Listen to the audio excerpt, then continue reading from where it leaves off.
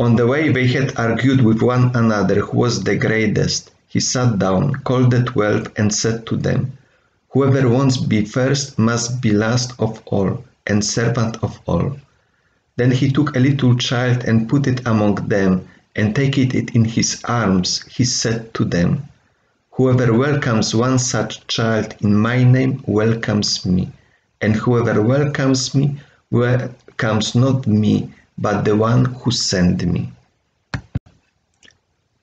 Good morning. Welcome to a short biblical reflection on the passage from the Gospel according to Mark chapter 9, starting from verse 30 up to verse 37.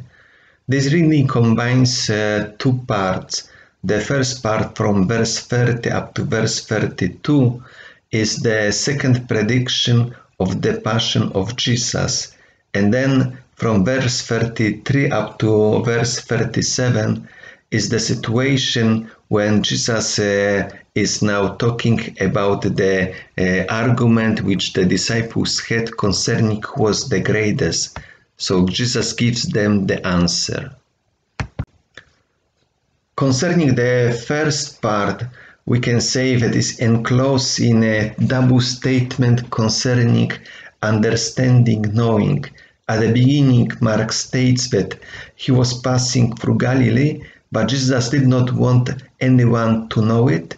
And then after the prediction of the second passion, that Jesus will die and then will be risen, Mark adds, but they did not understand what he was saying. So Jesus did not want anyone to know that he was going through Galilee, because he wanted to spend now this time to teach the disciples about this prediction about his death and resurrection.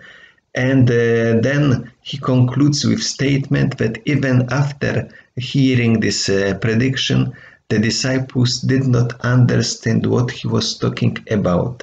And then concludes yet with this statement that they were afraid to ask him. And the second now part retakes this verb of asking when Mark says, "Then they came to Capernaum, and when he was in the house, he asked them." The disciples did not understand him, but they were afraid to ask him to get this understanding. But now Jesus asked them because Jesus knew, Jesus understood what they were discussing among themselves on the road. In this second part, we have three elements: the situation, what happened, that they were discussing about greatness, then the standards which Jesus puts, whoever wants to be first must be last of all and servant of all, and then the statement Jesus illustrates with taking this child as an example, and then whoever receives this child receives Jesus, and who receives Jesus receives the one who sent him. This situation is narrated also in other synoptic gospels and linked also to the second prediction of the Passion of Jesus in Matthew chapter 18 and Luke chapter 9. But today I don't want to make this synoptic comparison. I would like to go to a parallel text which we find also in the same gospel according to Mark. It is the story in the next chapter, chapter 10, according to Mark, about James and John, who asked Jesus to have privileged places around him on his left and right side. Then Jesus, based on the situation, provides teaching to all the disciples similar to our passage. This teaching of Jesus also has three elements.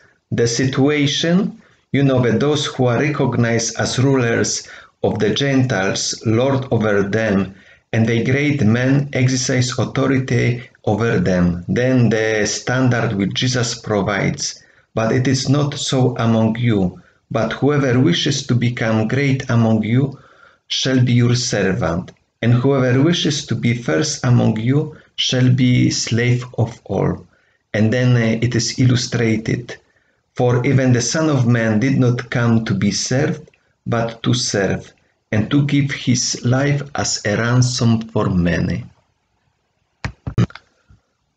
For a better understanding and visibility of those two parallel teachings concerning greatness, I put them together in two columns. On the left, this story from chapter 9 from our passage, and the parallel text from chapter 10 on the right side. There are three rows. The first row illustrates the concrete situation in chapter 9, that is the discussion of the disciples concerning the greatness. In chapter 10, Jesus refers to the situation, how it happens among the Gentiles.